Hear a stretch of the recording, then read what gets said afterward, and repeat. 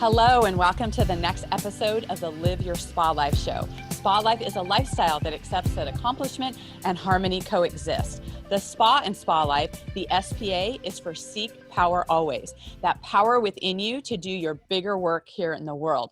I am so charged up to introduce to you my special guest today, Patricia Friberg. I'm going to say that again. Patricia Sure. Friberg. She is a fitness and wellness expert. She has worked as a licensed mental health counselor as well as a career in management in many premier health clubs. She is the creator of 5 award-winning fitness DVDs. And I want to hear about that, how she got into doing that, because that's an accomplishment in of itself. And recently published, for those of you who are driving, I want you to hit the brake pedal to listen to the title of this book. It's Why Didn't Anyone Tell Me This Shit Before? Wit and Wisdom from Women in Business. So you're going to definitely hear about the funny underside and the humor that Patricia brings to the table. And she's now working on developing her coaching practice to inspire women to find their passion, live their purpose, and achieve their biggest dreams. She resides here near me in Southern California with her husband and 2 young sons. And in her free time, now, look at this. She loves doing improv classes with Second City. Most people are just fearful of getting in front of people, and Patricia's always putting herself out there and just doing things in a much different way and a bigger way. So, Patricia, welcome to the show. Well, thank you so much for having me. With that introduction, I don't know if I even live up to that. You absolutely do, and more. I mean, you and I are also part of a group called The Best, and it's about us really being the best in our realm of influence and sphere. And I know in these particular times where people are, shying away and maybe running the other direction, you are definitely in the forefront of looking at how you're going to pivot, how you're going to shift, how things are going to change. So what would you say is some of the things that have really shifted and changed for you in the wake of more people being at home? Yes, that's such a great question. Initially, I was so excited about getting my, business up and running and putting on retreats. And I had this whole game plan of what I was doing. And then all of a sudden, everything went to like a screeching halt, with this COVID-19, and that's devastating our globe. And I thought to myself, all right, well, we're going to be in this for a while. My husband is a physician, so I'm very much aware of us being in this social distancing for quite some time. And I was like, how am I going to make this happen? How do I continue to get up in the morning, find a purpose, and keep moving toward my dreams? And, obviously we all have that internal internal dialogue about, okay, can you continue to do this? Can you put it on hold? Like what are you going to do? And, I really put my nose to the grind and said, all right, this isn't going to look exactly like what you had thought it was going to look like. Things are going to move, but they're going to move in a different way. And I need to be open to that. Yeah, absolutely. And, that's the first start, right? Is to look at, okay, this is my plan. It doesn't change the dream. Like the dream is the Right. same. It's the how you might go about it. It's the shifting in being able to look at that.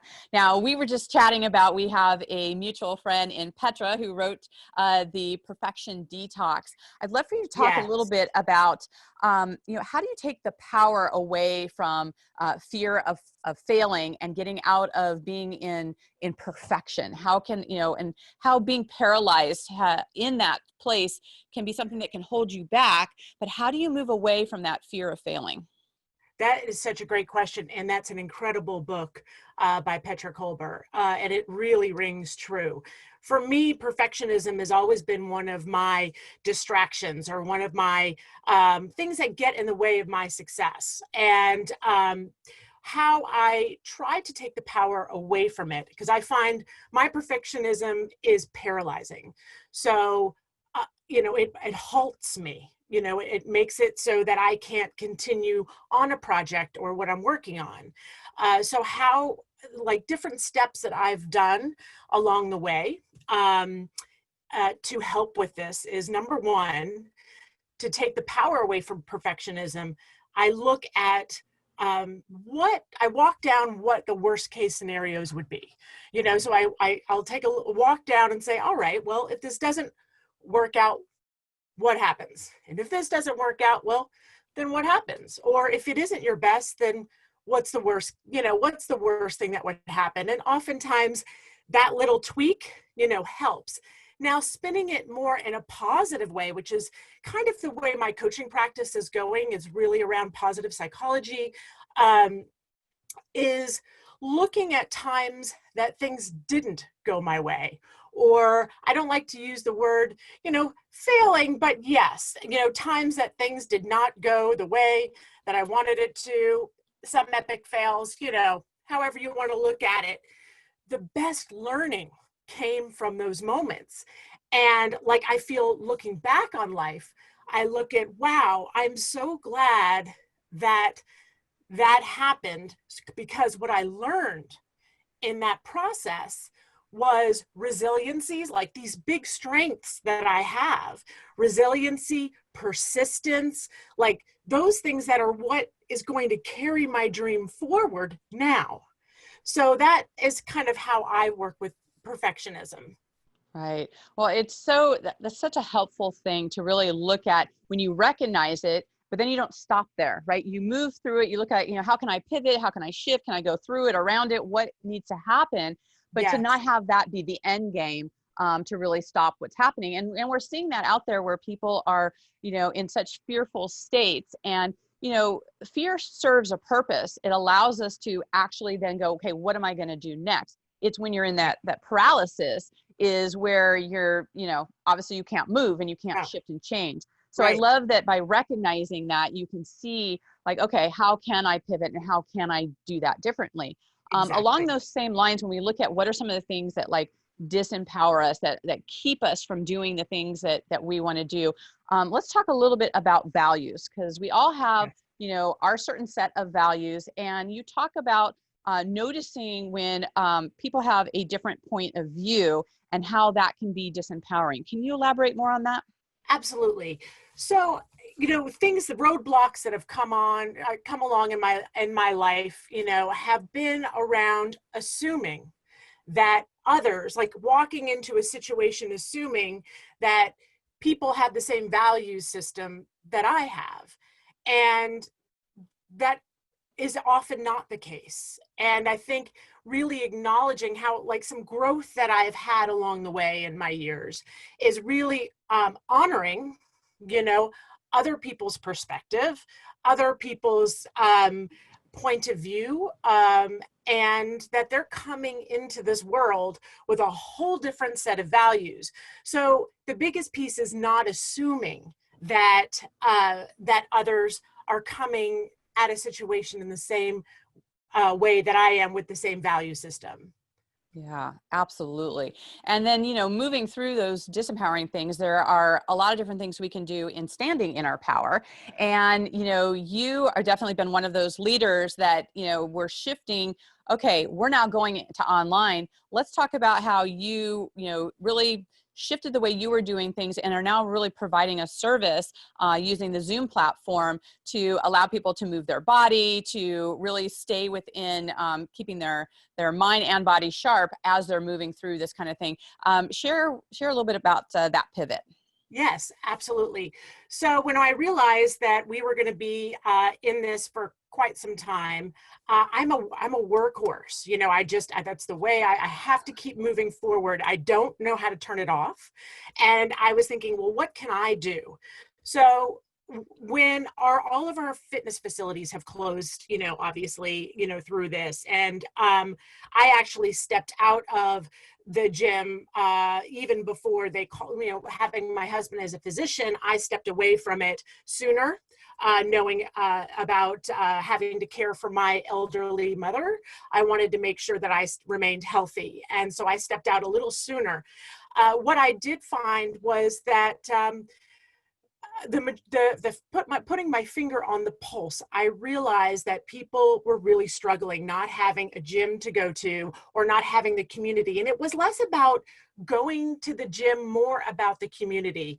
So right then and there, and where I step into my best power, and I loved this question that you asked, where do I find myself? It's in those moments where I was like, okay, let me roll up my sleeves. How can I make a difference right now? Not a week from now, not a month from now, right in this moment, what can I do? I compiled an email list of friends that I had, of friends, and I sent them Zoom links to working out. And I wrote in this, I wrote in the email, I said, you guys, I don't know how long we're going to be in this, but I'm committing to you right now, Monday through Friday, 9 a.m. classes every week until this is done. So, of course, the very next day, I had people in my classes at 9 a.m. and now it's grown, like tripled the amount of people that are coming to class. So it's been really, it was interesting. I did this as a service to others, right? I rolled up my sleeves, like I said. But what I realized was that it gave me purpose, that getting out of bed in the morning, I knew I had somewhere to be and a place to support others and receive support. So there's nothing better than somebody saying, Patricia, that was a great class. Thank you so much. So I really found that even though I was doing this to serve others, I have received plentiful, amount of support through it. That's so great. And I love that, this is such a sign of a leader where, you take all your skills and your life experience and you just put it out there in a way that serves. And, doesn't matter, like people think about like a gym. It's like, well, how is it that a physical thing that we used to all go to now Right. has this online experience? And, I love that there are a lot of other gyms that are following suit with this, and people are really looking that, if we're really focusing on keeping our immunity and our health strong, moving our bodies is such a huge component of that. So I thank you for providing that service and being out there with it. And I also know too that, we're creating new environments, like how, we're home more, we're with our kids, or, all these things like in a confined space.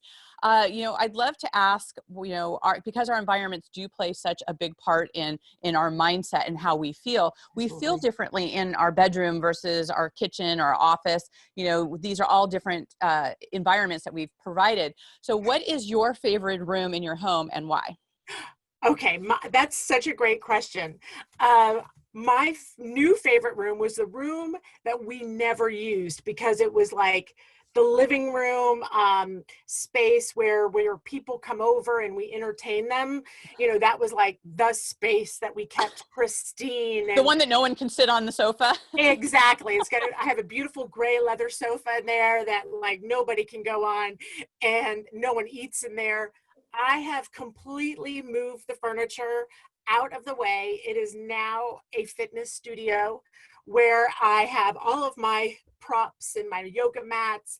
I have, the music. I have the lighting. I have big box lighting so that when I am teaching exercise, people can see. It looks like a filming studio. Honestly, that's what it looks like with tons. Looks like I'm filming DVDs, like I, had done in the past. That's exactly what it looks Wait, like. this is a business idea that's came to me. If you keep all those Zooms, it sounds like this will be your next DVD. Right. Exactly. I'll put it on my my website. Yeah. What's been really fun is that not only, providing services for others, but really getting to do the same things that I was doing before, but via Zoom. Like, for instance, my improv classes at Second City, we're actually now doing it online. We are doing improv via Zoom, which is, crazy to even think about. But let me tell you, it is, I have laughed so hard, through doing the scene work all in these little boxes, the Now, Brady how Bunch is that for boxes. you when you're the actual comedian and you're not seeing the faces and having the reaction of that? How is that influencing your routines? Well, it's been interesting. Everything is more, microscopic. Does that make sense? Like it's, it's more cellular. I like, usually like with improv, there's so much physicality that, that goes along with it. Now we're being physical, like from our waist up, so, we're still getting that, getting the movements out, getting the facial expressions, getting the connection. But it's in a more microscopic way. We're still trying to put our finger on exactly, there are benefits to doing it this way. And Right. I'm trying to get to that place where I can actually articulate it, but Right. there definitely are benefits. So when you talk about microscopic, is that more like, you're having to pay more attention to the nuances? Because Yes. now instead of people looking at your whole physicality, it's almost Yes. like we're like how people who are seeing us on Zoom, uh, it's more of like, okay, here's like your head, like almost like a talking head. So Exactly. what are you doing in like your Your eyes face. and your expression, maybe Yes. using your hands, like all of the things are now that much more magnetized, and you have to really be that much more on your game, right? Very true. Yes, absolutely. And because that's all you have, you don't have the rest of your body to express with. So it's like it's all bottled up into this one section. So, Now, how did you get into improv? I mean, people have a fear of just speaking in general, but then when you put yourself out there, and there's even a part where you've done singing as part of that, yeah, and being funny, and being in front of an audience, and putting all those things together that a lot of people would say are like the scariest things in the world to do. right. What led you to do that, and what have been some of your takeaways since doing it? That's such a great question. So being in the best, as part of Bo Eason's mastermind, a part of our program in the mastermind is writing story with Mary Kincaid. And through writing the story, I realized that there was a lot of humor that was coming out into some pretty tough situations. And I feel like, humor is definitely a great way to manage, some feelings, some intense feelings around disappointment.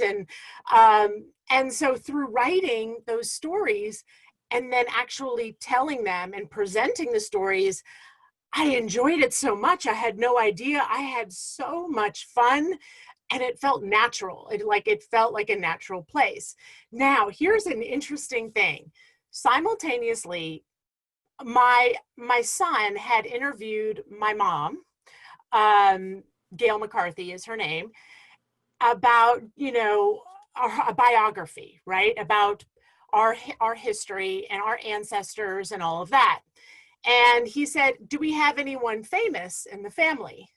And she said, "Oh, well, yes, Imogene Coca," which, she's one of the pioneers and being a comedian. She is a pioneer in this world. And I thought, wow, I'm related to Imogene Coca. That's amazing. I got DNA. I'm like, wow. I said, I'm gonna go take some improv classes, and the feedback I had gotten from Bo and other people, was, have you ever considered, doing more of this? And so it kind of, all of this came together last year. And I thought to myself, wow, I'm going to go do this. So I signed up at Second City, and I've had such a great experience there. Oh, how fun. I love it. So how has been some of this transition, having, the boys at home, and, is your husband home quite a lot, or is he at the hospital? Like what is your new normal? Yes. Well, happy hour is a new normal. No. Yeah. So I have two boys. One is a teenager. He's 14. And then my other son is 10. And then my husband is working from home and has been for a month. So he, takes a lot of conference calls. He works for Amgen. So, and he's in research and design of cancer drugs. And so, he's been working nonstop. In fact, he said his workload is actually increased through this. And then my kids are home. I'm now a homeschool mom, which we both, I think we've, each of us separately, have hit kind of rock bottom, through the process, where, you know, you know, where we just, your tolerance gets so much, and we're human, and we all have individually probably had our meltdowns over the last 4 weeks. It'll be 4 weeks on Friday.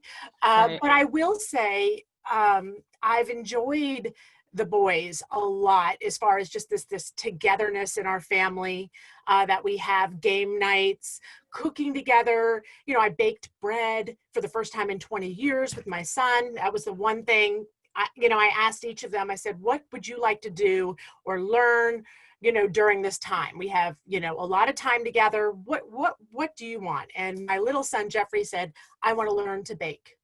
And I said, well, what, anything specifically you want to try first? And he said, yes, I want to bake bread. So we ordered yeast on Amazon, and, and we put it into action this weekend, and it was great. I love that you asked this of the boys, because, a friend of mine who is a school teacher had said, don't be so worried about, checking the normal boxes of education, that this is an opportunity where people can learn, and kids in particularly, in a completely different way, like baking, like doing a craft project, doing Absolutely. something with the family, maybe you're doing an art or a puzzle, or you're just doing something completely different than you normally do. Maybe even reading actual books versus everything being online all the time. I mean, there's so many different opportunities to look at doing things in a different way, in a different perspective. So I love that you guys are doing that. And kind of speaking of happy hour, I mean, in finding our own like happiness in spaces where people are close together, are you kind of finding like a niche within your home? Are you be able to like carve out a time for yourself and family members to each have like their own space during this time, so you can kind of reboot and recharge? What's that looking like as you're maneuvering in close quarters? Yeah, that's a great question. The biggest piece with maneuvering through the house is, like, for instance, I'm kind of the social director. Like, I'm a Julie McCoy of friend groups, and so for those who don't remember Julie McCoy, she yeah, like on the Love on the Boat. Love Boat, a TV series where she was the welcoming person onto the ship. Yes, and I, had, a lot of women have been talking about their hair because they haven't been able to get their hair done, and but we all wanted to have this happy hour. So I reached out to all of them. I said, all right, guys, I'm scheduling a happy hour. And I posted a picture of myself in my Farrah Fawcett wig. And I said, it's going to be called Wigs and Wine. And it's going to be Saturday night at 7 p.m., after we've made dinner. And, so I made it kind of a little on the later side. And it was really fun. So everybody showed up, those who didn't have wigs had like headscarves, and, it was in big hats, or, so I had several wig changes. So, different looks. Exactly. Different looks. And we laughed so hard. And that's really what it boils down to, at this stage is, is just finding the joy in those moments of time, and whether it be with your immediate family. And to answer your question about maneuvering, I said, all right, guys, mom's having happy hour. I'm going to use the special living room, because that's my favorite spot right now. I need you guys to be quiet or go on, And so I think it's about respecting each other in the household. And like for my husband in particular, with his work, that he's, has to be so focused, obviously. And, making sure his space is preserved and that we don't disturb him. And same with my boys when they're doing their online homework or just need some space alone, being really respectful of each other in the house. Yeah, I think that's so important. I think that there's something about having a good flow between having structure and having kind of free time. And when people know, like, okay, this is my space, this is what I'm doing during this time, to have some certainty.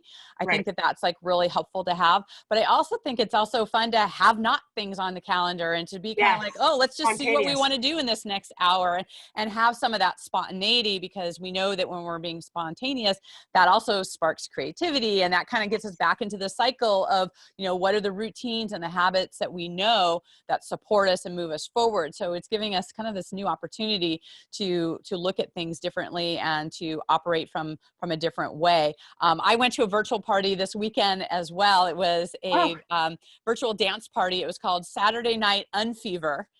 Oh, that's hilarious. And so people were like in wigs, and I wore, like a headband. And so it was kind of a 70s thing. And it was for a fundraiser, just like my child. And it was a way, because they were actually supposed to have an actual get together that weekend, and they pivoted as well and made it online. So I just love how, innovative that people are being to continue to support causes, to get together in community, and to really just look at things in a different way. So one of the things I know that you kind of share about is that in part of really creating life as you like it is this thing about being fully human. So talk a little bit Yeah. about that.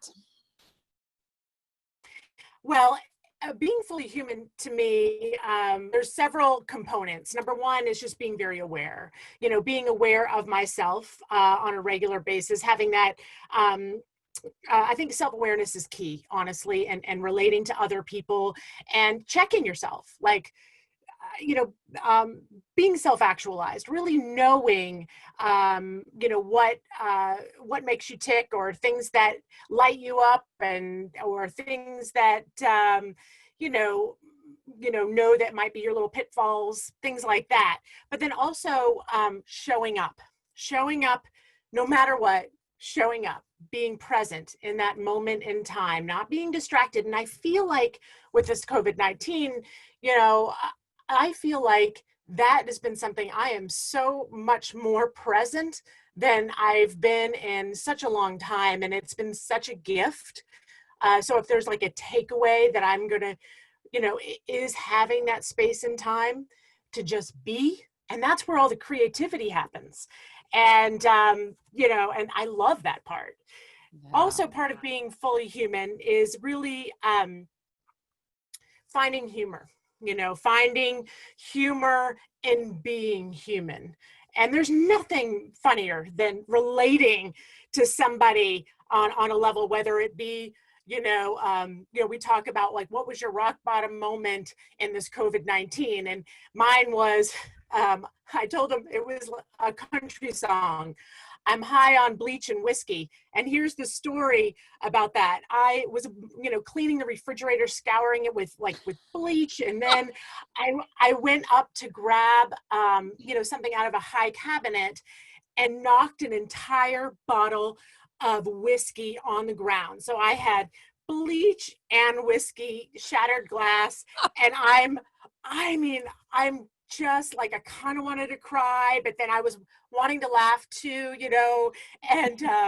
and I just remember, I'm like, gosh, this feels like a country song. I'm feeling high on whiskey and bleach. And that pretty much sums up that experience. How fun. And I love how you just bring humor into it. That's definitely something that we can all take away from today. And just looking at these times is, where can we find the humor in what we're doing? One of the things that came up in one of the Zoom, somebody had one of those memes where it showed like, okay, if you're just doing a audio interview, it showed a picture of these two different dogs. And the one picture of the dog where like the hair was all crazy, and it was just like, wearing like a pajamas kind of thing. And then it said, right, okay, if you're doing video, and it was like this coiffed, hair, a big poofy hair. And it was like had a little bow tie on, and just the difference of how we're now showing up in the world and how we can express it differently. So to me, it was it was a funny way and a funny reminder to be like, we've got to find the humor in the process. So. Yeah, so everybody looks great from the waist up. You have no idea what's going on, like whether they're in their shorts or right. Absolutely. So good. Well, Patricia, thank you so much for sharing your wisdom and being here on the show. I'm so excited with what will come out of this for you. And I know that people are going to want to stay in contact with you. Yes. How can they do that? If they want to show up to the Zoom training, or they want to follow you, how can they do that? Absolutely. Instagram is Patricia Friberg, at Patricia Friberg. And then Twitter, oh goodness gracious, I'm blanking out. Oh yes, it's Patricia_fit. Patricia_fit is Twitter. And my website is www.patriciafriberg.com. And I look forward to sharing some wisdom down the road and some wit and wisdom. So I want to thank you so much for, I respect you and your work and all that you've done, Diane, and thank you so much for having me here today. Oh, my pleasure, Patricia. Great having you. And again, I'm so excited about what you're up to and where you're moving. And for our guests, people who are tuning in, we know that you can be doing a million other things, and we so appreciate your time in being here with us. We're now in even more so the virtual world, so we really appreciate for you to rate and review. If you've got any questions, you want to have more humor in your life, put in some of the comments and tag both Patricia and I. We're happy to answer any questions, to support you on your journey as this new normal is happening for us, and to think of even just one girlfriend who needs to hear this message today and share that and get it out in the world. So until we connect again, live your spa life. Bye for now. Bye-bye. Bye.